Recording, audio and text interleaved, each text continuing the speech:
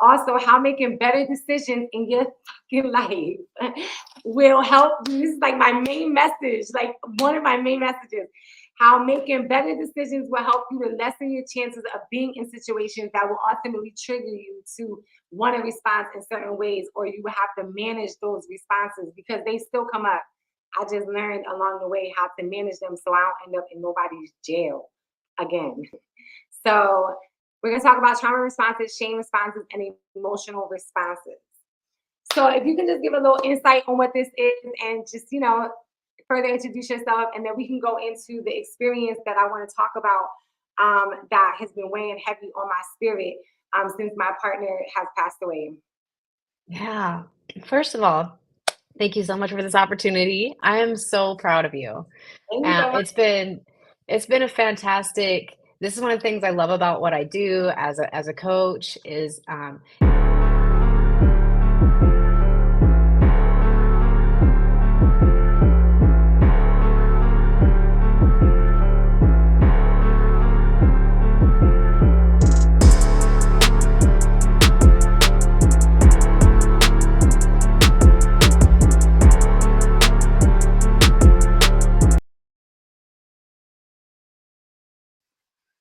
Good afternoon. Good afternoon. Welcome to Where I'm From podcast with your girl B.MARIE. Be sure to hit that button down below and like, subscribe, and share it to all your friends. Hit the notification bell so you can get notifications when every new episode comes out on Monday night at 7 p.m. Today's guest is Pepper Joy, a trauma alchemy coach and the visionary behind Alchemy Practitioner with supervisor level training in trauma recovery and expertise in somatic coaching. Pepper Joy is pioneering new pathways in deep healing.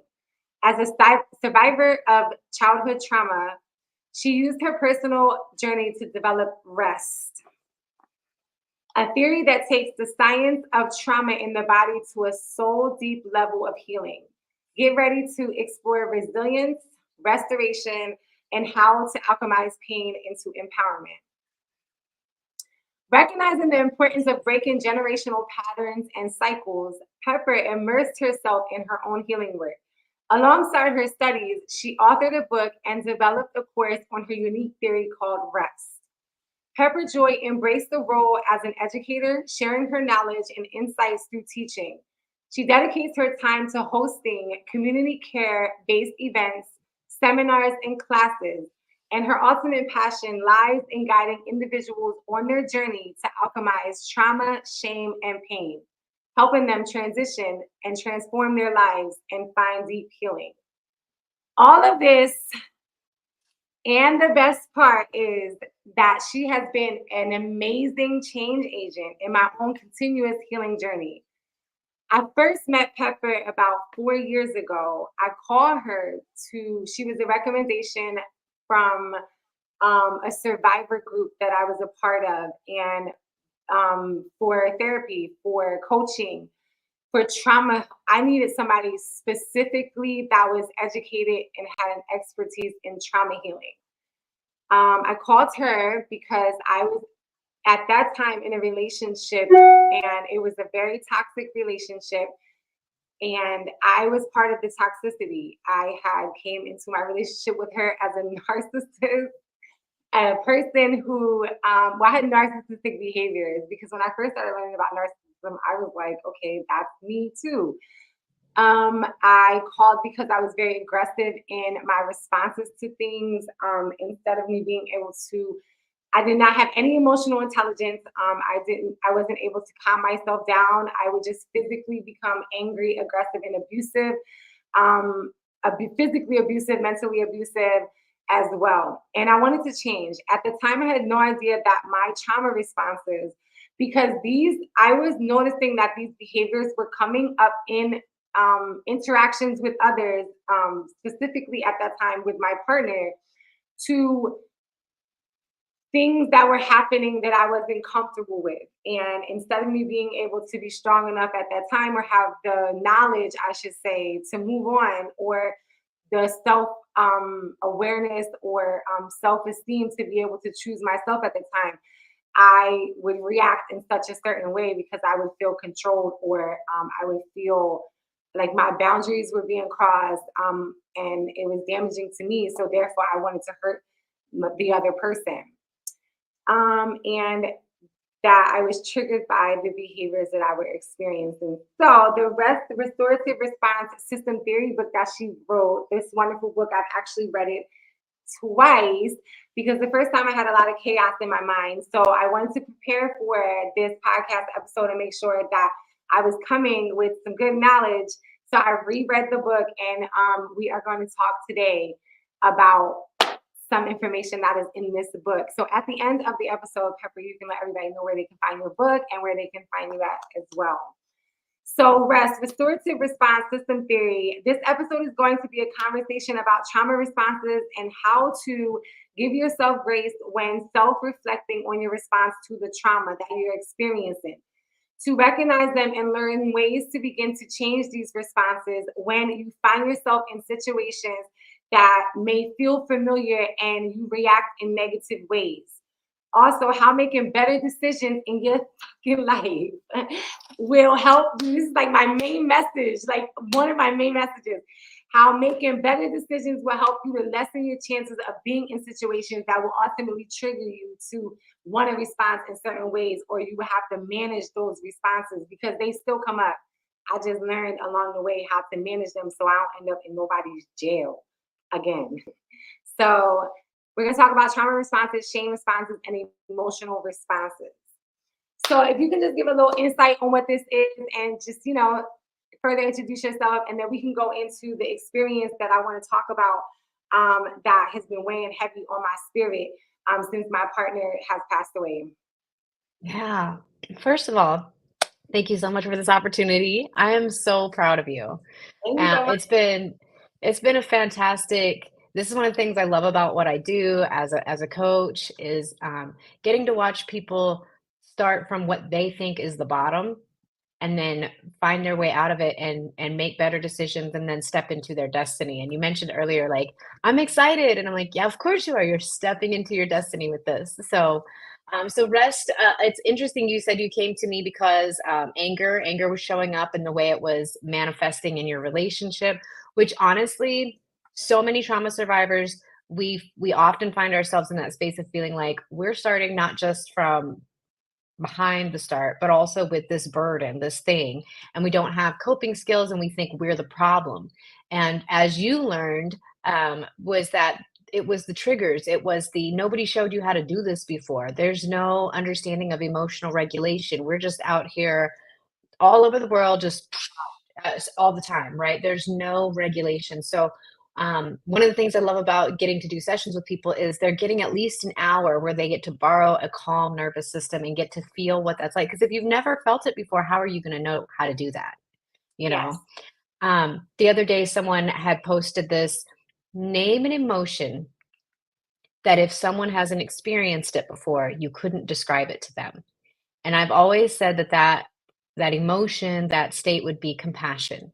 Because I know for me in my walk, until I've experienced it because someone else just kept giving it to me relentlessly, I didn't understand it and I couldn't describe it and it couldn't be described to me.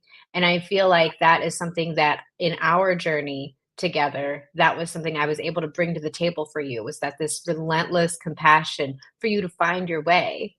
Yes. And like, there's no judgment here. We're going to combat shame. We're going to be accepting.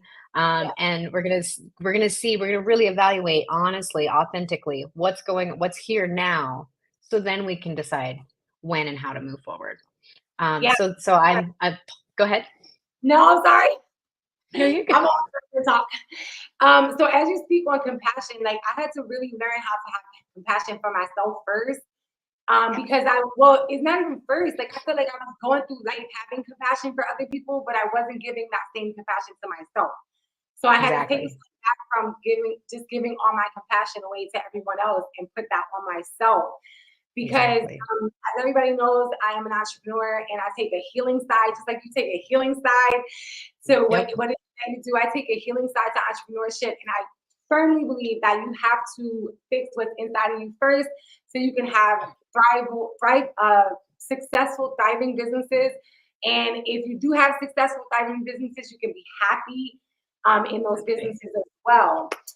So I definitely had to have compassion for myself. And the main thing that stuck out to me as you were talking is that no one taught me that. So I do Right. appreciate you and I thank you for holding that space for me to teach me that like you are a human and you show up for everyone else and this is the way that you should show up for yourself. So I'm truly grateful for that. And this is the reason why we have Where I'm From podcast because um yeah, like I wanted to hold space for others. I wanted to have you on here and you also partner with me in holding space for others to just help them to know that that people can change. There are ways that we can change and there are tools out there to help us. Then one of the traumatic experiences that I have experienced recently, it's actually been a year and a month. It's September 24th, 2023. Am I really gonna say this? I'm really gonna say this. I think I'm gonna say it and free myself. Lean in. Lean So in. I've been holding on to this for a year and some change because of I don't feel like I didn't want to deal with like all the judgment. But I do feel like that we have to let things out of us and you never know what's gonna help. I know for sure this has happened to so many other people. They just don't talk about it. And like I always say, fortunately and unfortunately, God, the universe has shown me what my purpose is in life. And the unfortunate part is my purpose is being transparent in areas of my life to help others. So in September 24th, 2023, my partner of 10 years, I chose to be in a toxic relationship with someone else's husband.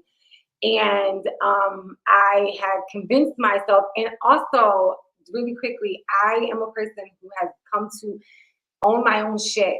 Like I take accountability as painful as it is. I check the person in the mirror first in every single situation. What I will tell someone else to respect my boundaries, but at the end of the day, I have learned that it's my choices, my decisions, as I said before, that has led me to the part where I was in this situation. It was my decision.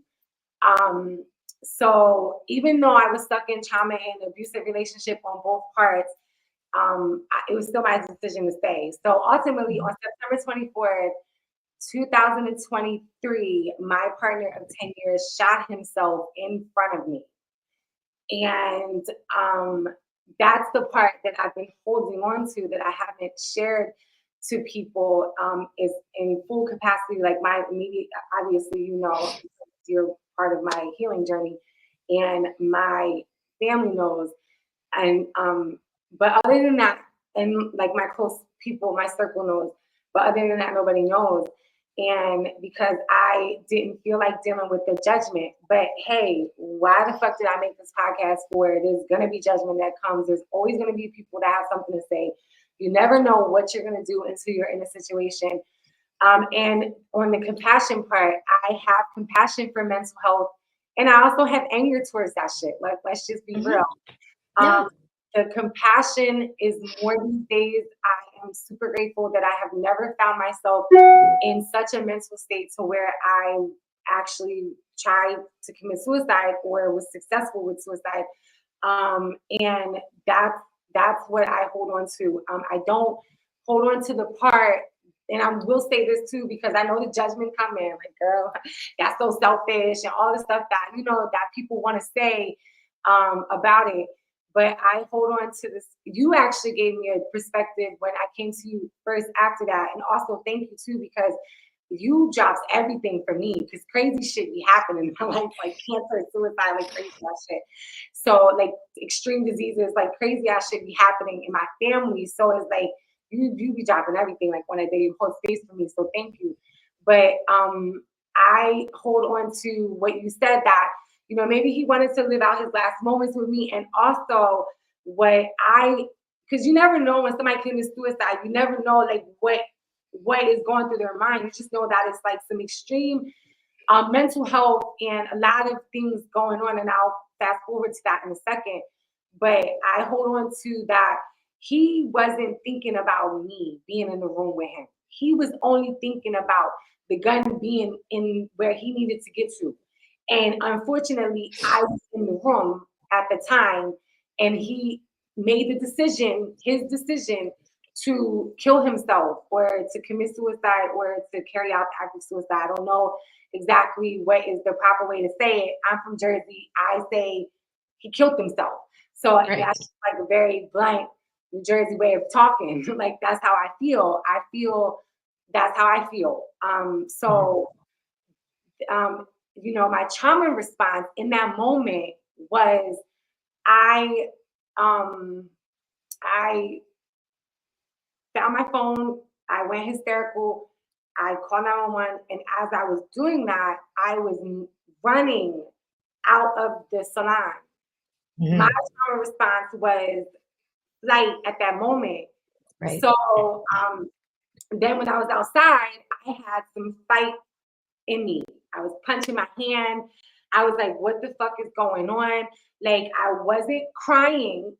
And in Mhm. that moment, when the investigation was happening, I do remember like I remember everything. Like, I remember screaming when it first happened, like, babe, what the fuck did you do?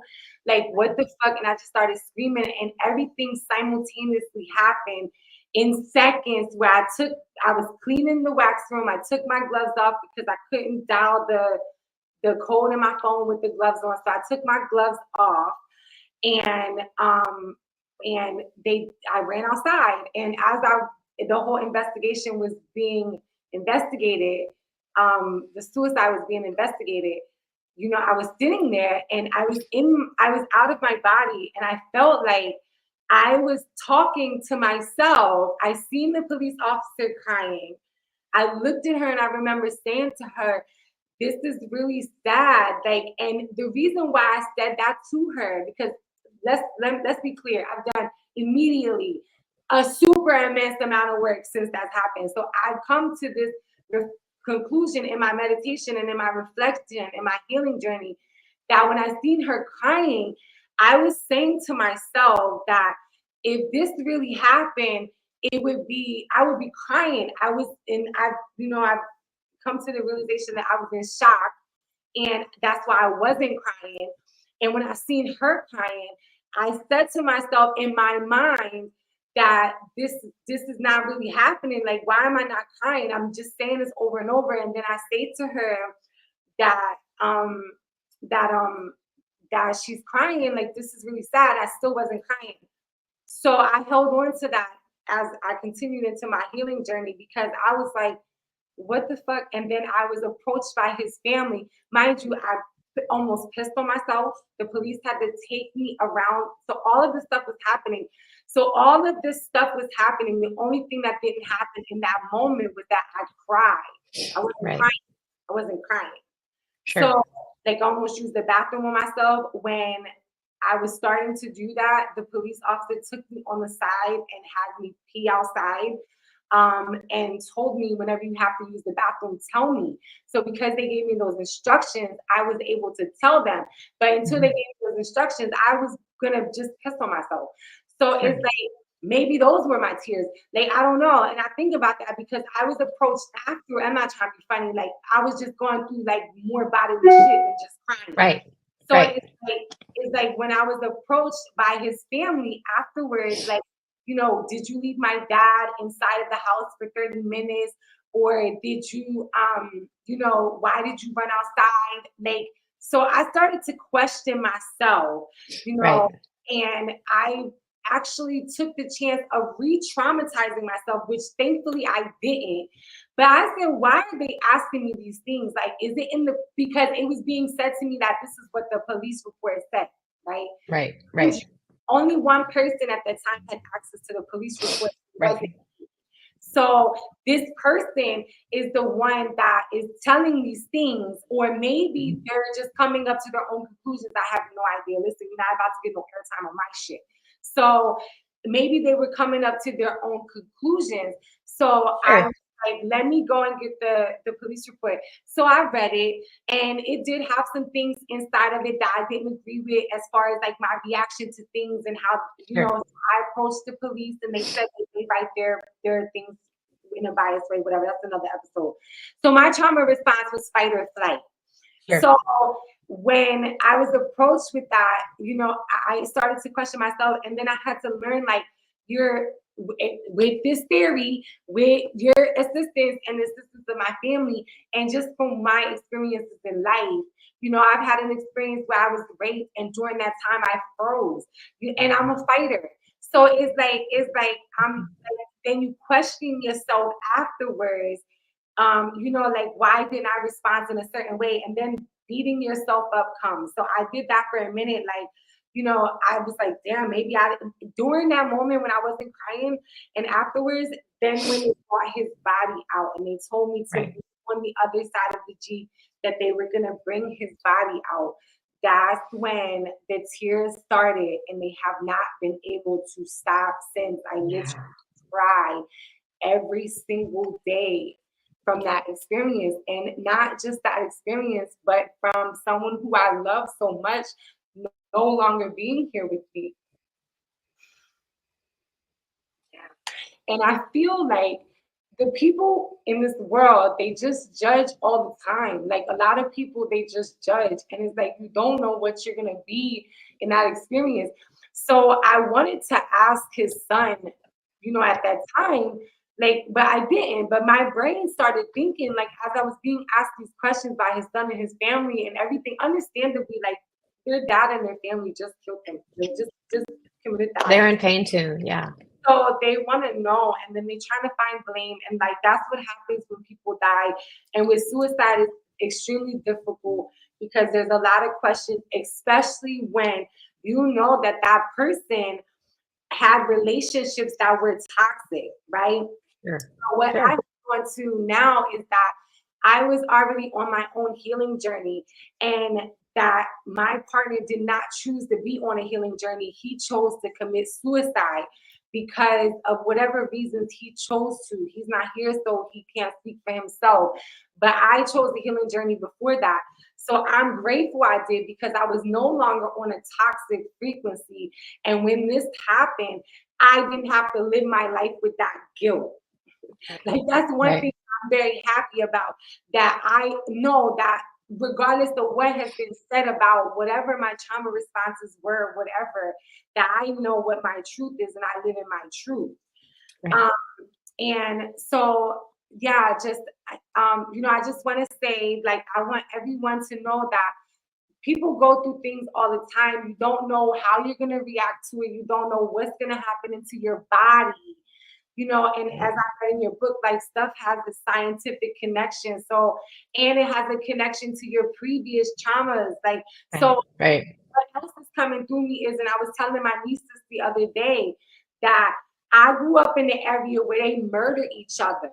So it's like when Yeah. you're somewhere and you hear gunshots, you run. You don't Right. stay. You don't run over to the. I mean, of course, it like sometimes people will run to their person, but Right. sometimes they don't.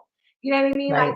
sometimes they don't. My only reaction in that moment was find my phone and call the police, because I would like to see if we could save him. It wasn't no death in my mind at that Right. second. Right. It was saving him. Like the police, the ambulance can come and save him. In Right. that second, I wasn't like, oh my God, he just shot himself. He died. I had Right. no idea. They told me later, like maybe an hour, maybe, or so, I don't even know. But they told me a little while later that he had passed away on site. So that's when I knew that. But in that moment when it happened, my brain wasn't like he passed away. My brain Right. was like, this, I know this is not happening. I need to save him. So that's what I proceeded to try to do. Yeah. Um, so trauma responses are real. They are triggered by your childhood. They are triggered by your childhood. We need, and your experiences in life. So, just doing the work on that will help us become more successful adults and ultimately more successful business owners. owners. So, because that's pretty much what my life is about now, is just doing the work and then getting to the bag. That's it. Yeah. Um, Yeah. yeah, if you can elaborate on that, have me a little sip and just tell Yeah. Take. me real quick. Yeah. So there's a couple of things you said that I kind of want to sit with and maybe reframe a little bit. And the first one is, his family is absolutely allowed to have they're operating from pain too. And when I think about the questions when someone makes a decision, and how we have to live with that decision, and it's difficult because, like you said, there's the situation of this toxic relationship, and so there's a lot of questions that even if you have the answer, it won't satisfy because they won't bring back this person. And so that's a reality. And then you add to it the fact that when police take reports and they're writing down facts, they're not always thinking about trauma responses. They're not trauma informed, right? So they're not always thinking about like, what is this trauma reaction? What's this trauma response? So when they saw you and you mentioned, you went from instant running, taking action. The next thing you know, you're reading some things in this police report that's like, that sounds insensitive. That doesn't sound like me. That doesn't sound accurate. I would say it sounds like you are also having a what we call a hyper freeze response. So we have fight, flight, freeze, and fawn. And these are the four F's of trauma reactions. And they're genetically encoded. And there's something that, like you said, they come from, they're genetic as well as things we've experienced before in life from childhood onward. And so having these four F's, like it's important to remember you can have more than one of these at the same time. So you could be having a fight hyper freeze response. You could have a flight hyper freeze response. I got to get out of here. I got to make a phone call. Making a phone call is a bit more in that fight space. But then that freeze response is I'm going to hold emotion inside until it's safe. Right. And so whenever his body came out, whenever they were moving that out, then the reality of it hits. Now it's safe because there's no denying it. There's no hope anymore of this not being real. This is real. I am in it. I'm in this moment. And I have to say for anyone listening to this, when you think about the complexities that go into a moment like this in our life, there's no logic. There is no logic. You are not operating from a logical brain that says it is this time of day, these are the steps you should take, and this is how you should feel about it. That is not what is happening. Your body is having a reaction which is, by the way, a perfectly normal reaction considering the very extremely abnormal circumstances you're in that moment.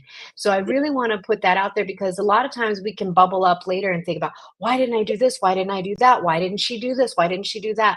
All of that, when we start having the why questions, what we want to be careful with is that we're not inviting shame, Yeah. because shame is that thing that after the fact will paralyze you from telling the truth, from talking about the hard stuff, from Yeah. sharing what other people need to know about these situations, that otherwise seem completely um, unable to understand, right? Like there's no way to really wrap our brains around this. Why would someone make this decision? And you're going to get the narrative of everything from they were selfish to someone else made them do it to whatever those things are. And the truth is, at the end of the day, again, we won't really ever get that answer. Yes. But I hope everyone who hears this story allows themselves to sit with what level of pain would I have to endure that would even be a consideration, let alone an action I would take. And Mm. that speaks to where your partner was. And you said it earlier, they made a decision to not continue their healing journey. And I would say to that, yes. And also, who are we to decide that wasn't the move for them to make? We didn't like it, it hurt us, all these things. And people can say, oh, it's the ultimate sin. And that's actually not true either. This was their life to make a decision with, right or wrong, good or bad, beautiful or ugly. And our job in that is how do we honor them despite that decision, despite how that decision landed for us, right? And Yes. so I say all that to say that what I see today as you share this is you're taking this very painful moment in your life that you shared with someone else who you admitted they were married. This was a toxic relationship, but you were committed to it. Both of you were.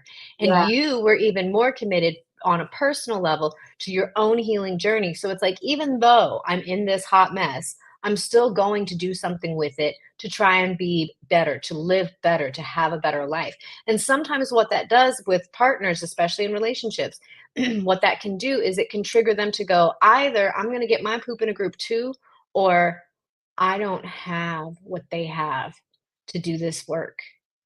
Yeah. And we don't know either way. I don't want anyone to feel like I'm diagnosing and saying that's what happened here. I'm Yeah. not in any way doing that, but I want to leave things as compassionate and honorable as possible, because I do believe that's what's going to honor the journey you've been on, and especially this experience that a lot of people hope and pray they never have. And I'm Yes. sure it never you never thought before this could happen to you. How could this happen to me? There's such love here. Yes, Yeah. there was pain here too, but there was such love here. There was such passion here. There Yeah. was such a life lived here. And so I want to say all of those things out loud to anyone who's listening and is like, oh, this was a lot. This was a big thing that we just said here. Yes. And here are some qualifiers and things to really sit with as you hear it. Yes. Thank you for that. So yes, there was a lot of love. We not only had a personal relationship, I actually had a personal relationship and somewhat of an interaction with his wife, um, Hmm. his children, and a business with him. We tried to Hmm. all integrate ourselves at one point into being a family. I did not imagine that this would be the way that Wow. this bond would be, that this would be a part of our journey. Um, Yeah. yeah. Yeah.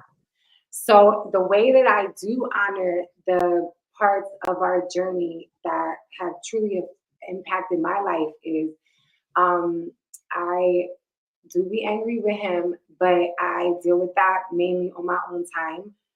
Um, and what I put out there in the world, I first want to say that I thank him for teaching me so much and for introducing the business life to me, because outside of trying to be, in a personal relationship in such a toxic capacity, we had this amazing business life and I didn't give up.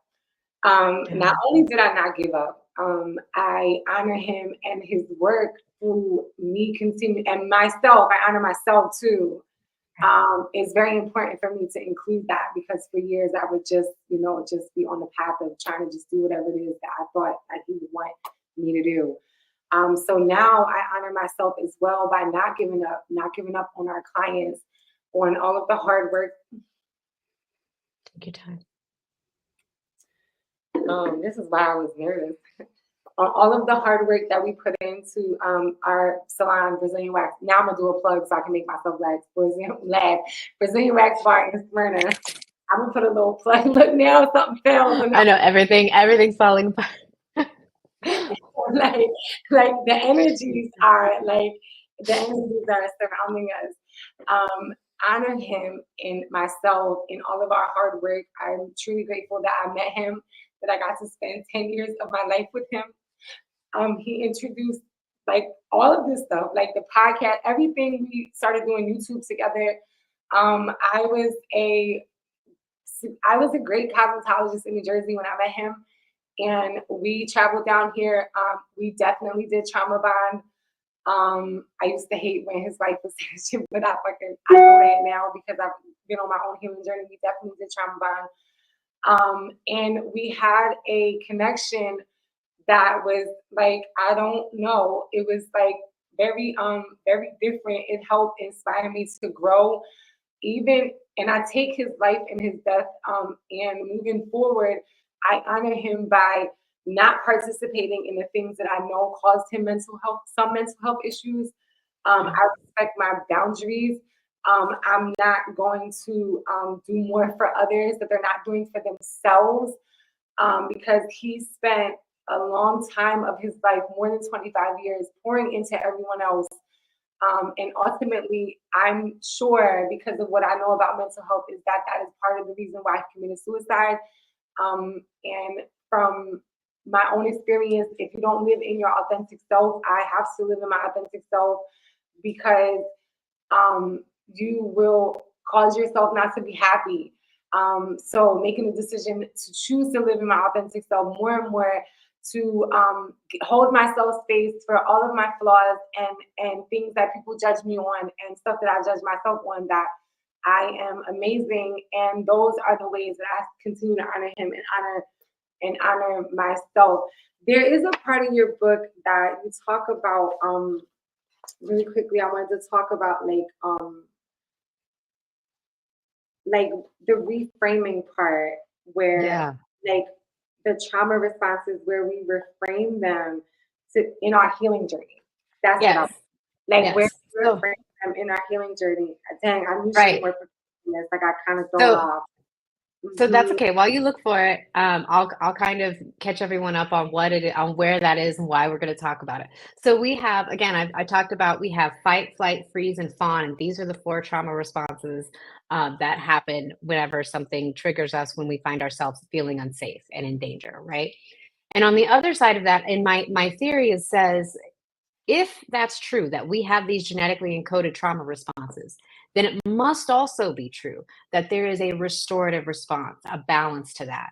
And so what I learned through working with the nervous system, through learning some somatic work, and trauma recovery, was that I believe, and what my theory talks about, is that for fight, we have rhythm. For flight, it's rhythm, rise. So we're going to rise when we want to fly. We're going to rise. Fawn, fight, flight, freeze. I'm sorry, freeze, right? And then that's going to be resolve. And then fawn is going to have reframe. So we have fight, flight, freeze, fawn, four F's. And then the four restorative responses are rhythm, rise, resolve, and reframe. So reframe comes with the fawning response. And the fawning response is the response that if you're a trauma survivor, especially from childhood, this is the one that will have you kind of beating yourself up on behalf of your abuser. So they don't even have to tell you you're stupid. You'll do it for yourself because you're fawning. You're trying to be a peacemaker. You're trying to appease the other person so that the harm they bring you is hopefully minimized, something you can check out from. And so with that, when I talk about reframe, because it's with fawning, for me, my experience was I had a lot of shame with that one. Like you talked about earlier, why didn't I cry until? Yes. So that's one of those complications. You could have been in all four of the trauma responses, if we're being quite honest. And if that's the case, of course you're not going to cry because it didn't feel safe. You were in immediate danger. And then there was something that shifted, and suddenly now you can't not cry.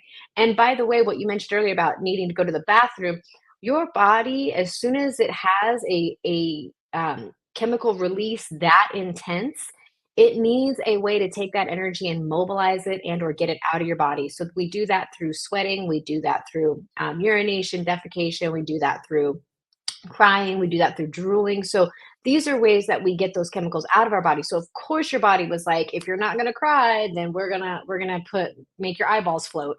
And so you need to pee, right? And that's kind of, and so that it makes total sense that that came up for you. And so people will often be like, why did my body function in this way in that moment? Because it had a very huge, intense release of chemicals and it needed to do something with that mobilized energy. Sometimes we do this, we will scream, sometimes we will run, sometimes we will just lay there and our eyes glaze over and our brain goes offline. And so just to kind of normalize some of those things with you. So with the fawning response, when you find yourself appeasing somebody else, beating yourself up, violating your own sovereignty. And by the way, this is where the word duty, when you do something out of duty, comes up. And I'm not talking about the other number two, but I am talking about like when I feel like it is my duty to do a thing for somebody. That is an act of violence because if I do that enough times, I'm doing it to the point I violate my own sovereignty. And that is a fawning response. And that is anytime I see that happening, I always ask the person to reframe it because reframing is also one of those ways we combat shame, right? And because the fawning response does have me participating in my own abuse, and hopefully in hopes that I can minimize the harm from my abuser, and I'm carrying so much shame with that, I'll get isolated in shame. I might even start denying things. So the way that shame is in the room is whenever there is denial, Yeah. whenever we're attacking ourselves, when we're attacking others. I wouldn't have done this if you hadn't done that. That's how shame is in the space. And then withdrawing. So when I don't know, like the world is judging me, it's sending me all these very horrible all these nasty messages. What I'm going to do, I'm going to isolate. I'm going to isolate. I'm going to hunker down. I'm going to go inward, and I'm going to withdraw. And so those are all signs that shame has entered the chat.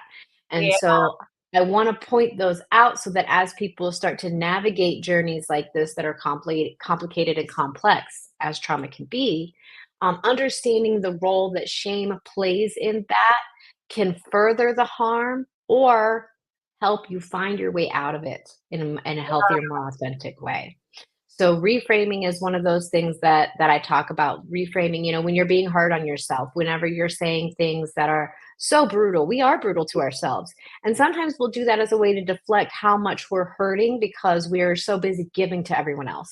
And this is something I say to people who are caregivers, like yourself, caring for everyone else, making sure they're happy, making sure they're taken care of.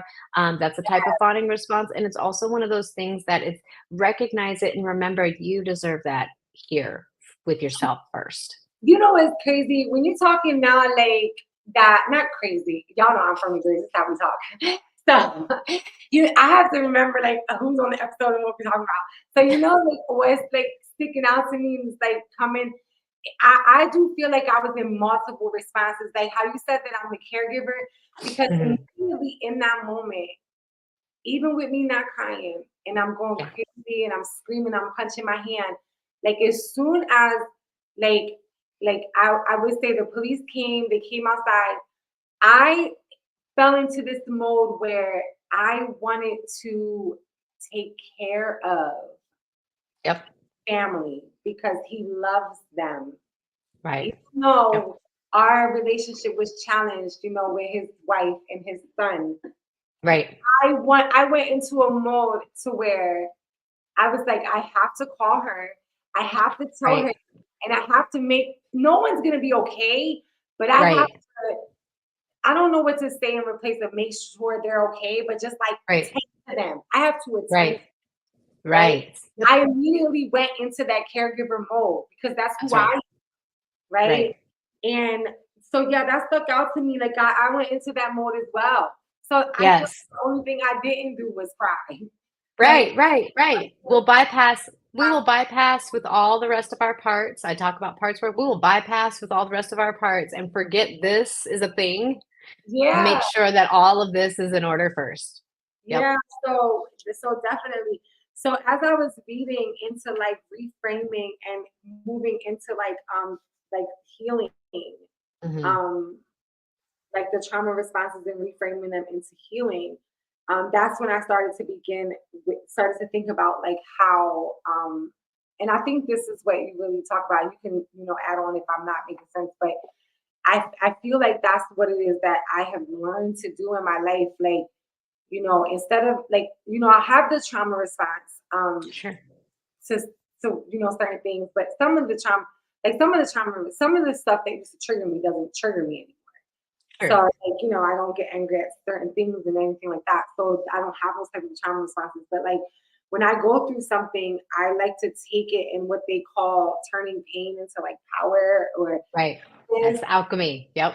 Yeah. So that's what I have learned to do. I have actually, I would say that I probably learned from survival mode when I was younger. This is like my survival technique in this world. Mhm. Things are going to come Mhm. up. And what I've said a lot recently is that the pain's gonna come. So you have to be very Right. intentional with adding joy to your life. Like, of course, joy will come too when your interaction, but that also ties into decision making. Who do you have around you? Who Right. is your support system? Who is your circle of friends? Because who are your business partners? Who are people that you're Right. doing business activities with? Because that's going to be a direct connection to the joy that's coming into your life. Like I surround Right. myself with the babies in my family, the children. Right. They bring me joy because the pain's going to come. It's Yeah. inevitable. It's going to come. It's Right. positive and negative frequency. It's going to come. It's the yin and the yang of life. It's just going to Mhm. come. So I've learned that I am a person that, and so many people tell me I'm strong and all of that stuff, and I love that and I embrace that. And that's the unfortunate part because with strength comes comes responsibility. Right. Yeah. Responsibility to be in service to others with still respecting your own boundaries. Hmm. So I've learned that I'm a person that immediately, like, I can lay in the bed for 2 days, or no, I never can lay in the bed for 2 days. I could want to lay in the bed or pull the covers over my eyes. I did take space for a month after Coach passed away, and a month Yep. when my dad got sick. And that was when I did lay in the bed a lot, and I let my family take care of me. So I took Right. that morning stage for myself. That's Um, important. yeah, I did. I immediately turned into healing. I said, my mother passed away when I was young. I did not turn into healing at that time. I turned to streets, prostitution, all kinds of stuff. I turned into developing all the narcissistic behaviors and the toxic behaviors that I had. This time around, I turned into healing, and which I'm glad I did, because then my dad got sick, and I still had the tools. So I've learned that I'm a person that is not only a survivor, not only am I strong, but I absolutely take pain and turn it into purpose. Hence, Right. I have this podcast, and I can't Hmm. be doing all this shit. Like, I have to let it. Yeah. I have to, interact with others, and we could be on the healing journey together. And you Yeah. have helped in that part too. So thank you. Of course. But I just want to say, when it comes to, just for anyone listening, because something that can happen is we think we're taking pain and turning it into power. And what we're doing is actually bypassing. And so here's how you know the difference between, I'm actually alchemizing this pain versus I'm bypassing with prayer, with habit, with false positivity, right? These are the traps, right? And they're easy to fall into because they feel so good. But when you're in great pain, right? And so here's the difference in how I know it's truly alchemy for you versus you're bypassing, because you did take the month to sit with the pain. Because until you know how to sit with the pain, you don't know how to alchemize it, because you're not even feeling it. If you're not feeling it, then it's just washing over you.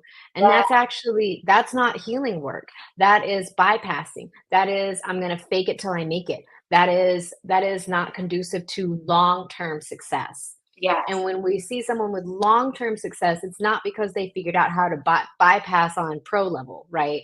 It's because they know how to sit with the pain. So the big thing in my book that I talk a lot about is, I never want anyone to feel shame for having a fight, flight, freeze, fawn, or even shame response. I don't want those things to be the things that that is, they're there for a reason. They're saving your life. You saved your life in that moment. It stopped absolutely. you from reaching for the same thing he used. It stopped you from letting yourself just go in that moment, right? So you Ah, had so I don't want anyone to be like, "Oh my gosh, my life is I'm at the mercy of my trauma responses," which is what it can feel like. You've been there. You felt at the mercy of your anger and your shame and your pain. And that's why you called me. And that's why a lot of people call me. And so I just want to encourage that you all, as you listen to this today, if you're feeling these things and you're struggling with them and you feel at the mercy of them versus in control of them, when you figure out how to sit in the disgust, in the pain, in the shame, and let it really feel it fully, and then you release it, then you're going to cry, then you're going to sweat, then you're going to steam, then you're going to, like, whatever those things are, and then you'll restore yourself. And when I say restore, let me be very clear. When we restore old homes, you still have to update the plumbing, you still have to update the electric, you're still going to have to replace parts of that house. Nothing is 100% original. And the reason I want to mention this is because sometimes trauma survivors go, I don't even know what that word restore means, because I don't know who I was before this. And I yes, say to you, thank God, because that's not what we're here for. We are here to resource you. We are here to support you. We are yeah, here to help you sit in those things. And then once you fully feel them, and this is the emotional piece, when you fully feel them in your body, not just in your headspace, not just your head spinning with this narrative of like, why did I do that? Why did I not do that? What's wrong with me? Instead of that, I want you in the body. Once it's in the body and it's felt and it's expressed appropriately and safely, which is why we hold these spaces like this, yes. then you are able to alchemize and do the work that you're doing right now, which is Now I'm going to chase that bag. Now I'm going to be wildly successful. Now all the barriers that I even put in front of myself are gone. All of the things that I hinged excuses on, all of the people that I let hold me back or let be an excuse for me. Now, no, you're coming forward with me. These relationships are moving forward. We're going to do big things in the world.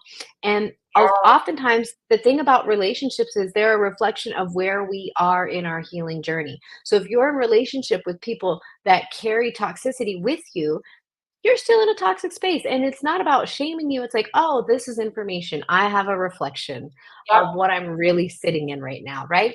And then when the quality of your relationship starts to shift, and I have watched the quality of your relationships shift, then you start to go, I'm attracting better, healthier, authentic all the time because that's what I'm living. Yes. Right. Ooh, That's that's all a you have room for. So, word. Better relationships, better businesses, better, more yeah. successful businesses. Oh, Right. man. So that definitely is where I'm at. That definitely is the way I honor myself and him.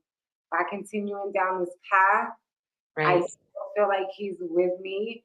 So many things that I do is because I've learned from him.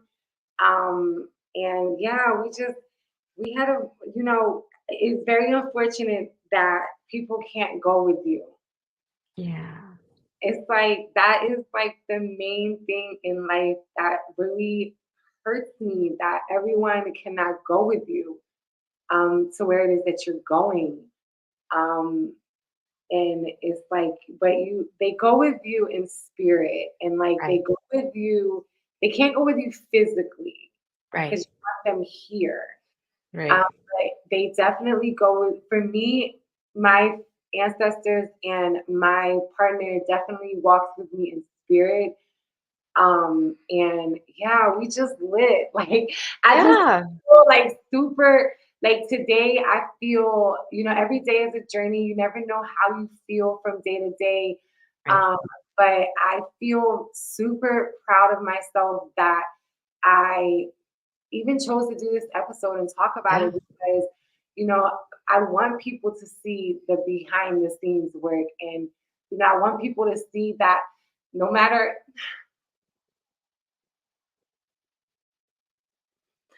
I want people to see that no matter like where you come from, where I'm from, and we're gonna end with that after this because I forgot to do this in the beginning. I'm just getting used to this, y'all. I gotta get my format together. But no matter where you're from, no matter where you're coming from, no matter what situations, because people been through worse shit than me. Like there's some stuff where I be like, I don't compare Sure. atrocities. Right. Right. Like other people Recall. have gone through stuff too. Like Right. they've been through Right. stuff too. So I'll say that. I wouldn't say worse, but I'll say other people have gone through things as well and they've gotten through it. So it's like you can get through it. Like Yeah. you can manage it. Like Hmm. for me, the pain it's gotten easier to manage. It hasn't Yeah. gotten less. It's not a day that I don't wake up that I don't think about my mom and my partner, but I hold them very close to me um, in everything I do, like in everything I do. And that's what helps me continue to be in service of others, continue to pour into my healing journey, to continue to help people build businesses.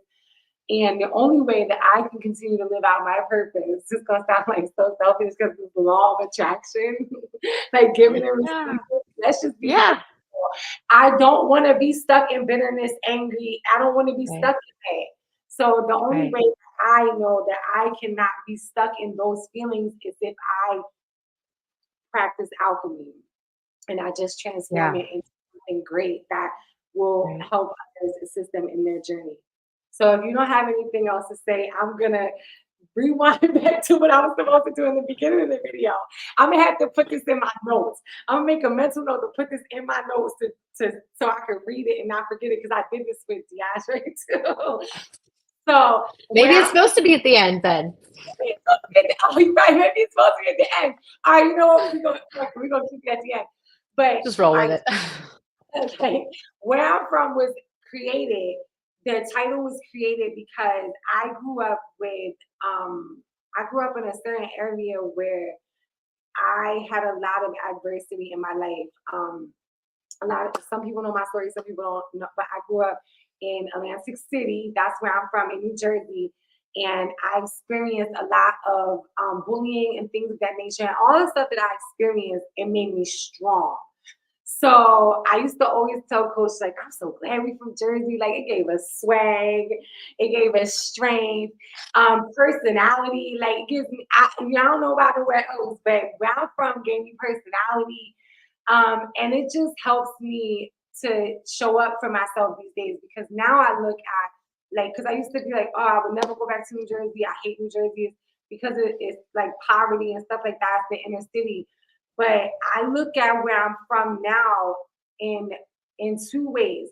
Where I'm from, Atlantic City, New Jersey, made me strong, and where I'm from is a mindset. So I came from a certain mindset in New Jersey from what I That's was right. used to, going back and forth to jail and things of those nature, um, to taking that and again alchemizing it and Right. creating something beautiful out of it. Yeah. So I'm gonna ask you to tell our viewers, our community, our where I'm from community, where you're from, your state, if you want to. You don't have to tell me exactly where you live at, and also like your mindset, where you Yeah. Yeah. I love this. I love this. So where I'm from, I'm originally from and I'm originally from Oklahoma. So I'm absolutely it's funny because I grew up a homeschooled conservative Christian girl in Oklahoma. Worked on a ranch, like I know how to throw a 300-pound heifer, can totally still do it. So I have five brothers, like yeah, the whole thing. And I'm so not that anymore. I'm very much more I grew up there's some hard things about growing up on a ranch. Life is different. Like you see life and death early when you grow up on a ranch. And so those things were hard, but then also there was poverty was at play. There was also very patriarchal. There was a lot of religious trauma. There was a lot of I think sometimes what can happen in religious spaces, especially evangelical spaces, is that because patriarchy is so at the core of that, women and children get harmed without that being the intention. Sometimes it absolutely is the intention, but sometimes even when it's not the intention. And so there was a lot of that I grew up in. I have been from birth this female that prefers to see the world through her own eyes and not the way she was told to look at it. And yes, so this is very vexing to the patriarchy and the caste system of hierarchy and religion, right? And so I was like, I just, yeah, very much grew up with they would say, that I was hard headed, I was stubborn, I was strong willed. And it was kind of like this thing about like, let's break her spirit. And that couldn't happen because I'm just not built to be broken. Um, so my mindset though in the world, as I look at the world and I think about people and I think about how different we all live, I've lived just enough places now in the United States. I've been on each coast. I've lived up north. I haven't been in the deep south yet where you are, but I have been in the Southwest. And all my experiences have informed me that one thing the world needs for sure is radical self-compassion. yes, And when we pause giving it to others to the point that a lot of us do, especially when it's not being reciprocated, right? And sometimes we set people up because we're giving them this thing they can't reciprocate. But yes, the rest of the story is that it wasn't until I started really honoring me and having self-compassion for me and recognizing that like if I heal it for me, I heal it for my mother who couldn't. There were things she just couldn't do. She couldn't give me. She couldn't be for me. I healed it for my grandmother, both my grandmothers.